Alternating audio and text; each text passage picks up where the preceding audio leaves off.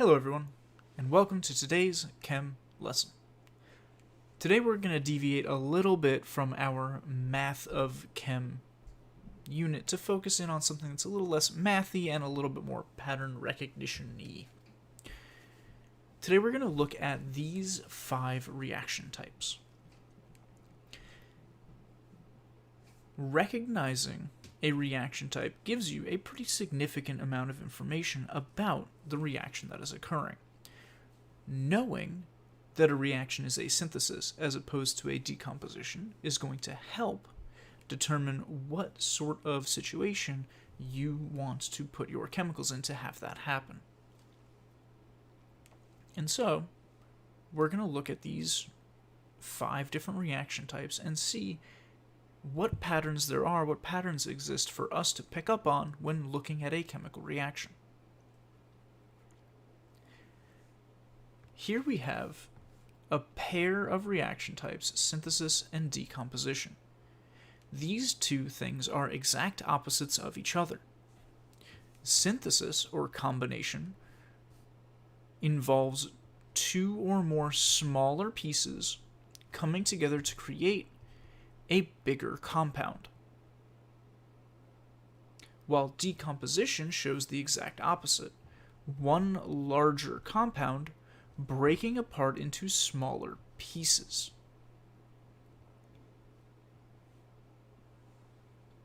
And we're going to see some examples of these in a second. Single and double replacement are also a pair of reaction types. Single replacement involves one element kicking another one out of a compound. Right, in this example here, Q kicks R out of the compound. Now R is by itself, and Q is in the compound, Q paired with S.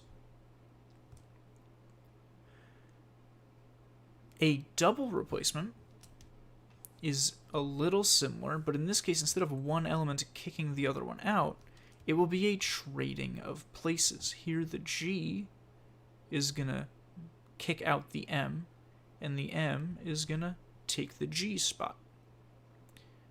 All right, they're going to switch spots here. They're going to both trade. And we're going to end up with F paired with M and L paired with G.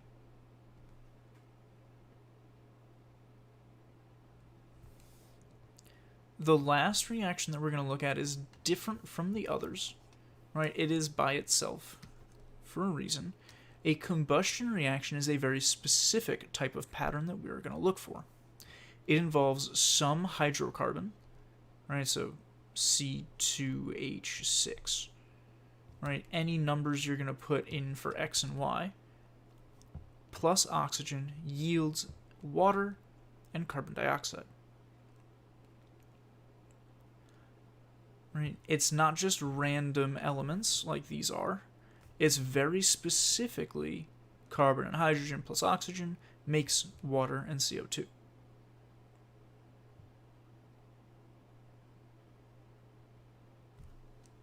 So let's take a look at each of these with a couple of examples and a little bit more detail. For a synthesis or combination reaction,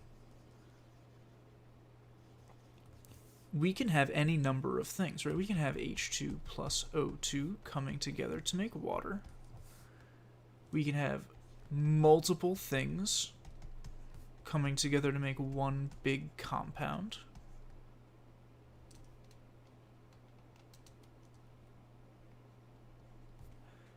We could even have 2 compounds coming together to make a bigger compound. All of these things are synthesis reactions. It doesn't matter how many things are on the left. It could be 12 different things coming together to make one compound. All right, but it's got to be at least 2 things coming together. All right, we could have 3, we could have 4, 5, 6. Decomposition is going to see the exact opposite. Right, for a decomposition reaction, we are going to have one compound breaking down either into smaller compounds or a compound breaking down into elements. Right? It's the exact opposite of a synthesis in the fact that it's one thing to start with, breaking down into any number of smaller pieces. We could have something like this.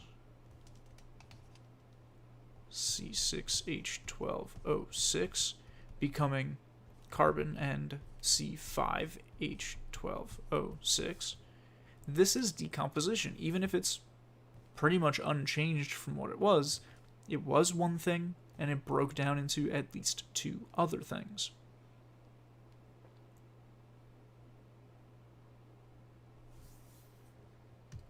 A single replacement, which is something we're going to focus on a little bit later in this lesson as well, can occur anytime you have a trade occur.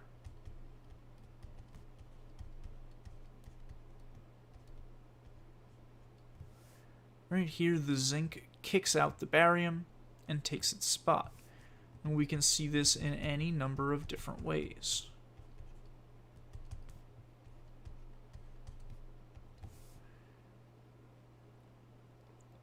Right, anytime you have an element by itself that kicks something else out to replace it, that is a single replacement.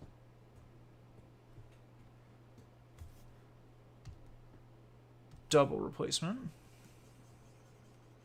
is going to, again, look very similar, but it's going to have two compounds where they're each trading a partner. Right, if we had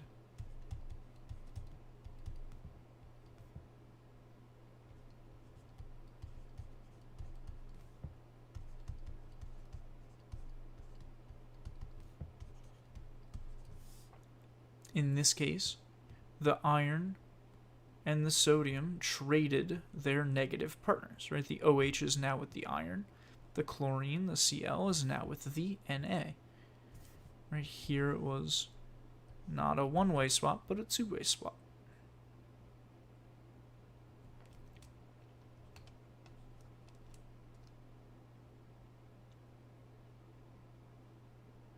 Identifying these patterns helps know what you're looking at and what you're dealing with. Right? Now the question that came up in the chat is about these parentheses. Right, let's switch to black here. These parentheses.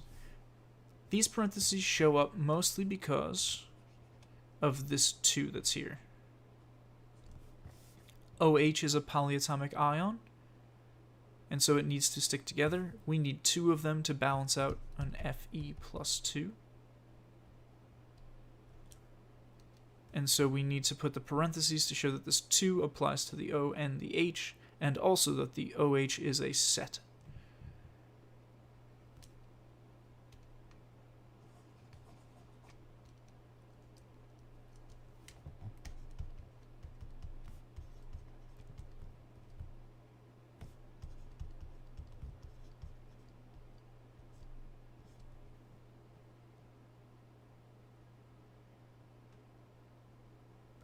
Let's take a look at some of our examples here, right? Let's take a look at a couple of equations. Right? We've got 3 different equations. And I want you to see if you can identify which equation is which type. Right? Each one of these 3 things has a different answer. The answers are here. So you should have an answer for A, an answer for B, and an answer for C.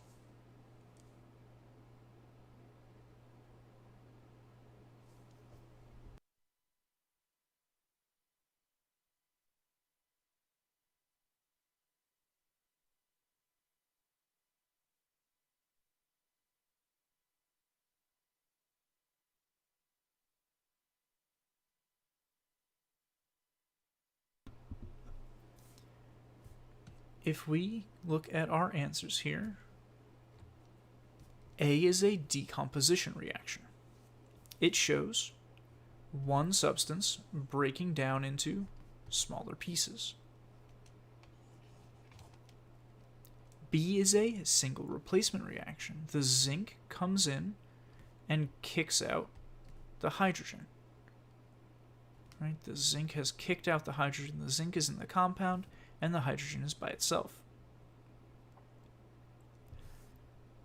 C, we have a synthesis reaction, two smaller pieces coming together to make a bigger substance.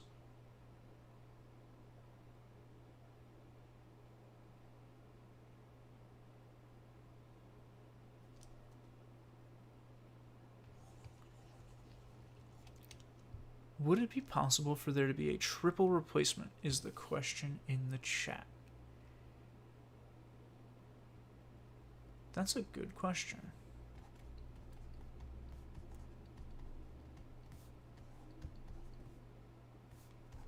Can we make a way where all three of them trade partners? We can go here, here, here. So I suppose, yes, there could be a triple replacement. But the reason why this gets complicated is because now there's nothing to stop. Right, let's say the positives are going to trade. So our X, our A, and our Q are going to trade. There's actually 6 different products that we can make here. We can make X and B, X and U,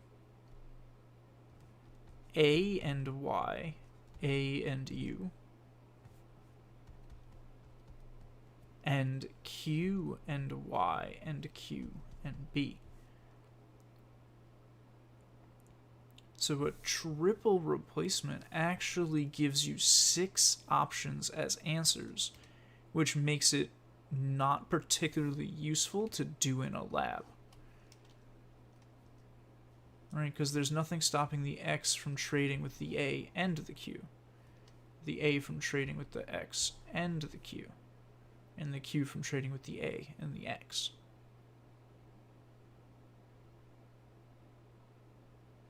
So it's possible, just not useful.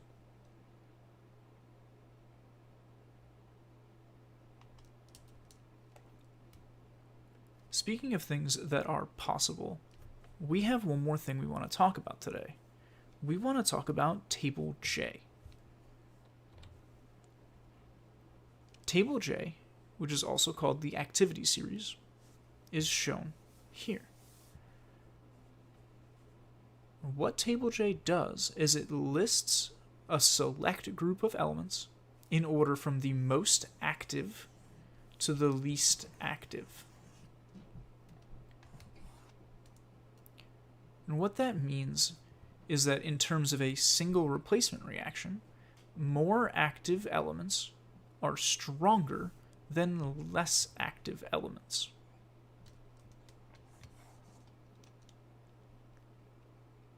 Mr. M, I still don't get it. Totally fair. Let's look. If we've got magnesium and iron, right? Let's look. If we have Mg plus FeCl2, and we're saying that the single replacement will look like this. Right, this is one option. Another option is the exact reverse.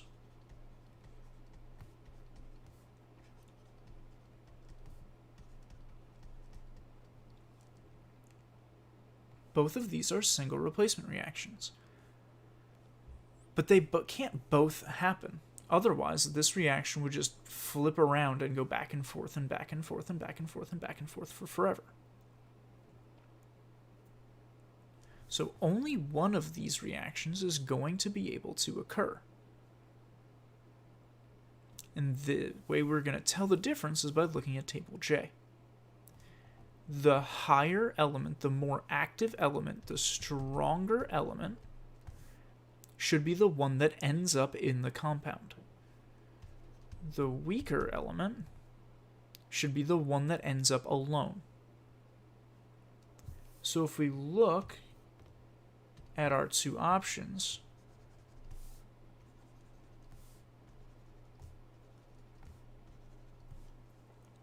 we want to pick the one that has iron ending up by itself, and the one that ends up with magnesium ending up in the compound.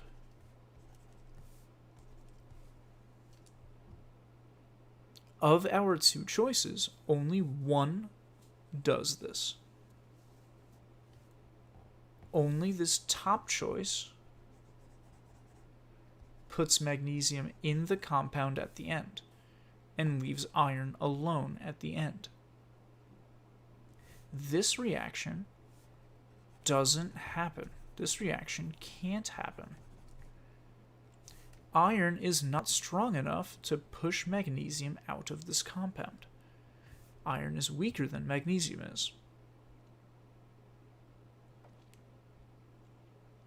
So this reaction doesn't happen. It's only the top one that happens. Because of the activity series, because magnesium is a stronger element than iron is. Stronger in which way, Mr. M? Stronger in a lot of ways. When we're talking about our strength here, our relative activity, we're talking about a combination of things like electronegativity, ionization energy, radius. Right? All of those periodic trends that we looked at before get factored into this.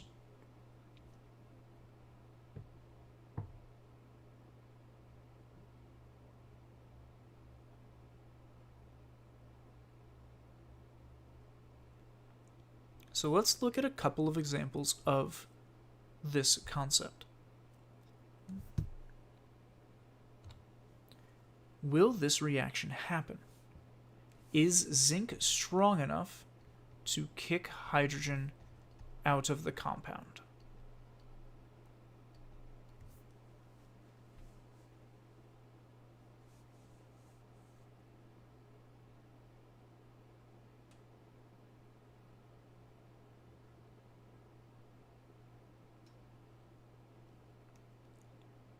In this case, it is. If we look at the two things, here's zinc and here's hydrogen. Hydrogen is lower, so hydrogen is weaker than zinc. So if zinc comes along trying to push hydrogen out, it will get removed. And this reaction will happen and will fill in the other side.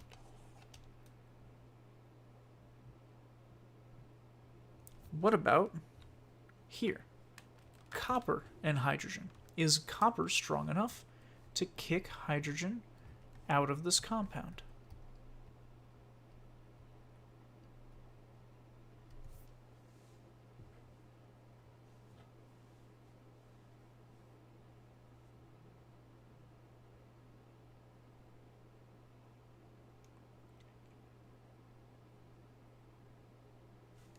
In this case, copper is not strong enough. Copper is weaker than hydrogen. So if it comes to try to push this out, it won't be able to. So this reaction will not happen.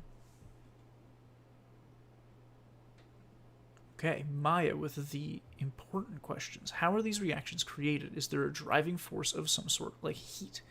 So, sometimes, yes, there is heat involved, but these reactions that we're talking about, the ones that occur because of table J, are spontaneous. If you put these two things together, nothing will happen because copper's not strong enough. Adding heat and adding a driving force can sometimes change what table J shows, but here there is no driving force. It's just, I'm taking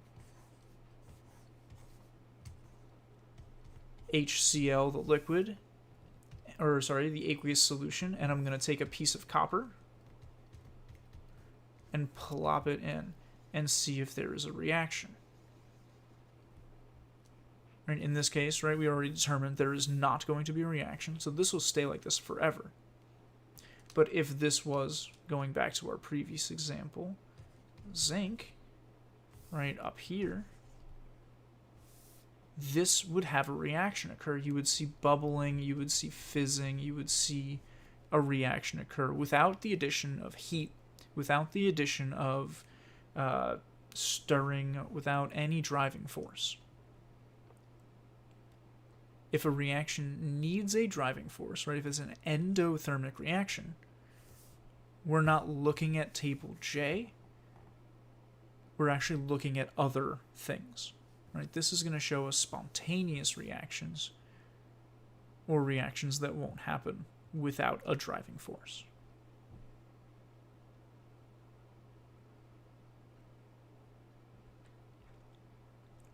One more example for us here.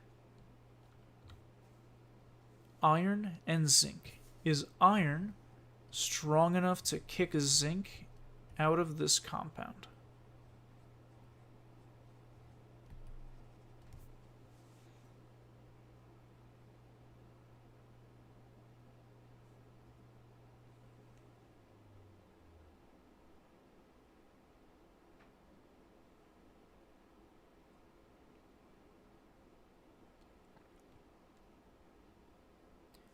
In this case, if we find our two pieces, we will find that iron is not strong enough to kick zinc out of the compound.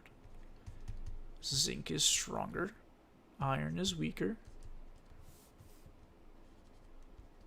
So as the iron comes in to try to push the zinc away, the zinc resists it, right? This is not a thing that will occur.